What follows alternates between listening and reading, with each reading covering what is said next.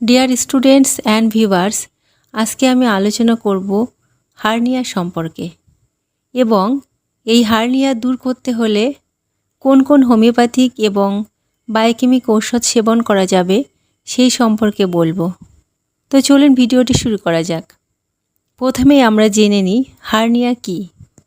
আমরা সকলেই জানি যে আমাদের পেটের ভিতরের অর্গানগুলো পেরিটোনিয়ামের লেয়ার, ফ্যাটের লেয়ার, মাসেলের লেয়ার এবং স্কিনের লেয়ার দিয়ে ঢাকা থাকে।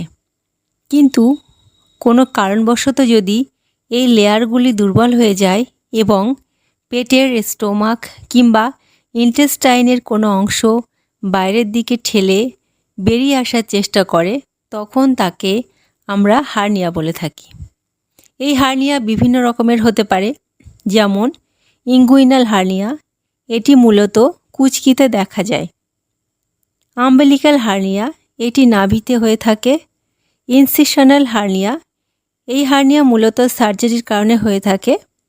হিয়াটাল হার্নিয়া, এই হার্নিয়া হয়ে থাকে স্টোমাকে। এবার বলবো কি কি কারণে হার্নিয়া হয়। যদি কোনো মানুষ দীর্ঘদিন ধরে যদি ফুসফুসের রোগে ভুগে থাকে এবং এর ফলে যদি সে অনবরত কাশতে থাকে, তাহলে হার্নিয়া হতে পারে। এছাড়াও প্রোস্টেটের সমস্যা, কনস্টিপেশনের সমস্যা, যদি কেউ সার্জারি করে থাকে তার ফলেও হতে পারে। বয়স্ক ব্যক্তিদের এটি হতে পারে।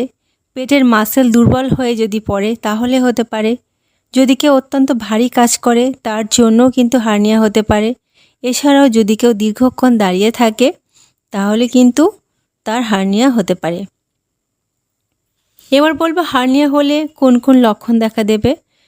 দেখা যাবে যে স্থানে হার্নিয়া হয়েছে সেখানে দেখা যাবে ফোলা, সেই অংশটি দেখা যাবে ব্যথা করবে। অনেক সময় দেখা যায় যে হাসতে গিয়ে কিংবা কাশতে গিয়ে পেটে ব্যথা হবে, তার সঙ্গে বমি বমি ভাব থাকতে পারে, বমি হতে পারে, অনেকের কনস্টিপেশনের সমস্যা হয়। তো এবার আমরা কিভাবে ডায়াগনোসিস করব। এর হার্নিয়া হলে স্পেশালি কোনো ডায়াগনোসিস করা যায় না, তবে আমরা চোখে দেখে অর্থাৎ ক্লিনিক্যাল ডায়াগনোসিস করে থাকি। এছাড়াও অনেক ক্ষেত্রে দেখা যায় যে টিস্যুর ছবি তোলার জন্য সিটি স্ক্যান করা হয়ে থাকে। এবার বলবো এর ট্রিটমেন্ট সম্পর্কে।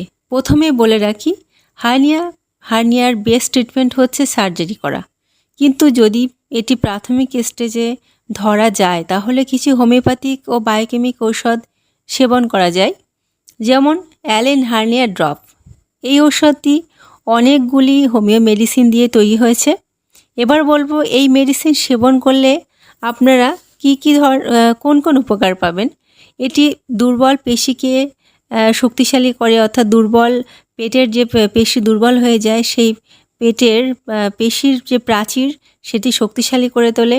এছাড়াও ব্যথা কমাতে সাহায্য করে, তারপর কনস্টিপেশনের সমস্যাকে দূর করতে সাহায্য করে। এই মেডিসিনটি বয়স্ক ব্যক্তিরা হাফ কাপ জলে 10 থেকে 15 ফোঁটা দিয়ে দিনে 3 বার খালি পেটে সেবন করবেন এবং শিশুরা 5 ফোঁটা করে দিনে 3 বার একটু জলের সঙ্গে সেবন করবে। এছাড়াও আমি কিছু বায়োকেমিক মেডিসিনের কথা বলছি, যেমন ক্যালকিরা ফ্লোরিকা 12x, সাইলেশিয়া 12x এবং যদি ব্যথা থাকে তাহলে ম্যাকফস 12x। এই 3টি মেডিসিন দিনে 3 বার 4টি করে ট্যাবলেট সেবন করবে।